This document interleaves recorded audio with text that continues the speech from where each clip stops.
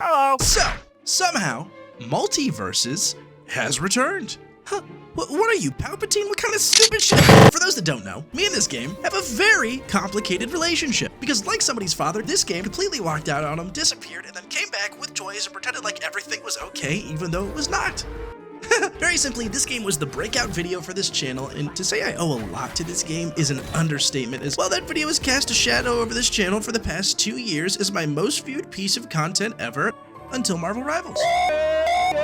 I can't tell you the wonders this has done for my ego, because not only can people stop commenting age like milk on this video, even though I stand by every single point, which we'll get into, but more importantly, this oddly monotone video is finally behind me. You're to dog on someone again? Who is this guy? Multiversus in beta was a great foundation. Where Smash was Dark Souls, Multiversus felt like Bloodborne in terms of its faster pace, dodge mechanics, and overall just chaos. Then you throw in great music, a fostered tournament scene, well-designed characters, and a host of really unique features, and, well, in beta, Multiversus stood with a lot to gain. All it had to do was keep their content dripping, keep players around, fix some pretty horrible lobby issues, and tweak down some of the monetization stuff because the game turned into an unbelievably dull grind. Oh man, I love stickers. For the developer Player First Games, the goals going into this nearly year-long hiatus between beta and today have been so unbelievably clear. But don't forget the pressure was on. This game very publicly and very swiftly flopped hard.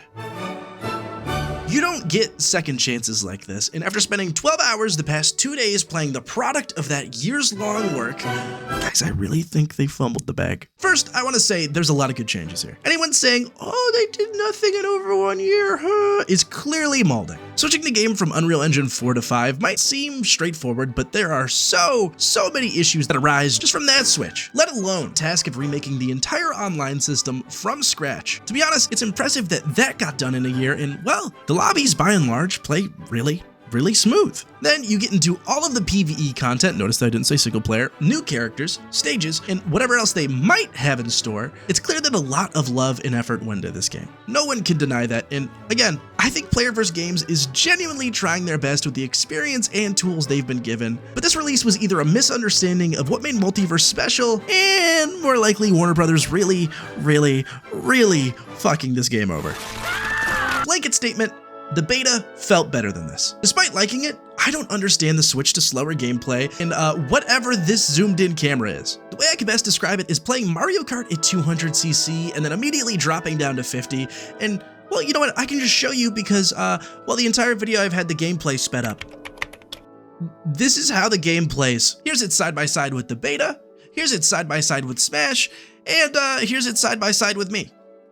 Hi. For starters, the game has a 30 frame input delay just built in that you can't change, which is definitely a choice. And while I'm actually coming to enjoy how intentional you have to be when playing at, well, a snail's pace, I can't help but feel like they've just stripped the identity of this game away. To me, the vibe of Multiversus has always been organized chaos. I mean, look at the box art, the trailers, and the old gameplay. It's sporadic, it's fun, it's cartoony, and most importantly, it's fast. When the beta wasn't having lobby issues, it was incredibly exciting and fun to watch, but now, oh my god.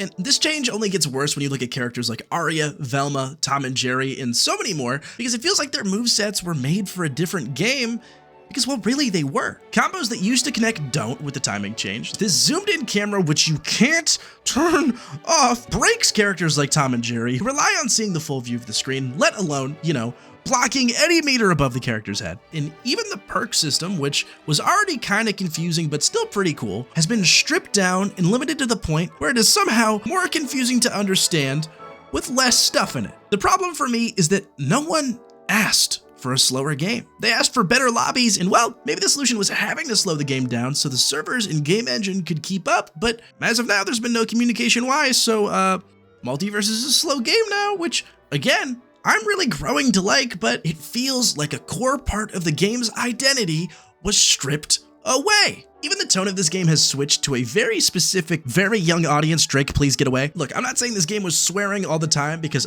there was an option for that in the other one, but it takes one look at the new Rifts trailer or any of the text-based dialogue that they're clearly going for a younger demographic. I mean, this is the screen it shows you when you log in. It goes from below 10 to above 22. Why are you making grown-ups feel embarrassed to play this? As per usual with the internet, I've seen a lot of people already laying into the developer with a laundry list of issues for this game, and for a very important first impression / comeback / whatever you want to call this, I don't think you can afford to have reactions be mixed, and I can't say that I don't get the frustration, especially coming off the back of Marvel Rivals, which by and large was really good for an alpha. Multiversus had almost a year of beta time and development time, and have me of all people walk away with a list of issues. Yeah, I have my own list. But before we get into it, I just want to say, I don't feel like this is on player first games because very simply, there are so many quality life changes that are just missing. You can no longer see damage in KOs at the end of a round. There's no leaderboards, no playing locked characters in training. And again, a list of issues we're going to get to, but to put it very simply, this game is unfinished and it's sad. It's sad for the people who put hard work into it, it's sad for the people who are looking forward to it, and most importantly, it's sad to me because it's my video. Cry for me and hit subscribe. Because Warner Brothers, you butchered my baby.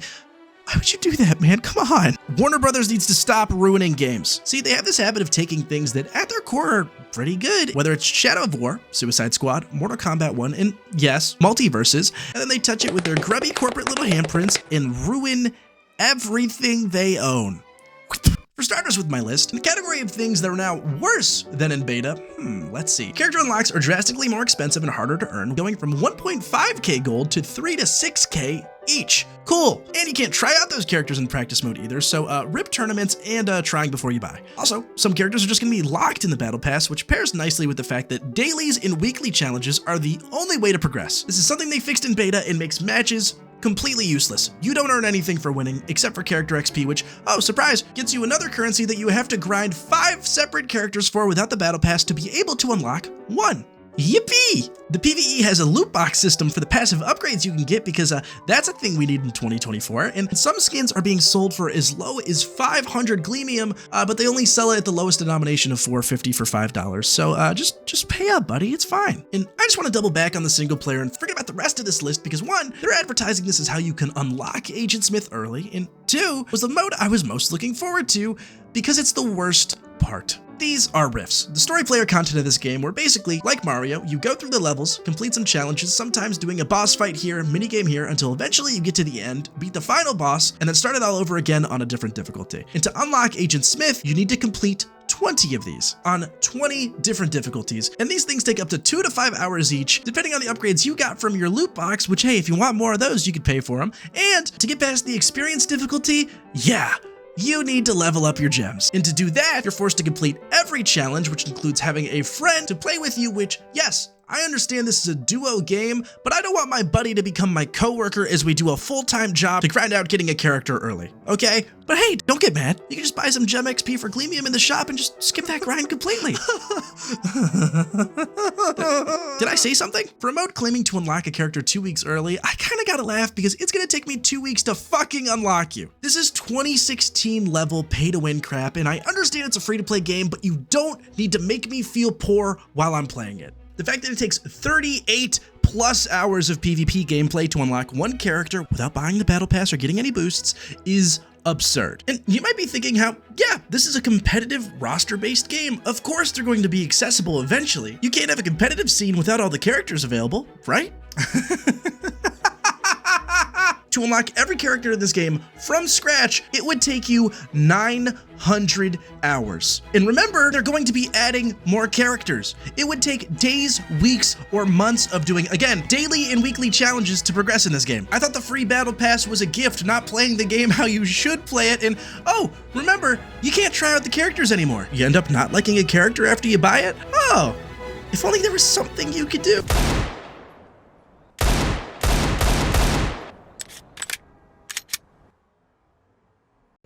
Again, that's not to say this game is bad. The game itself, the lobbies, and its systems work really well, but everything around it is just this grimy microtransaction mess. And again, this is a game made for kids, Warner Brothers.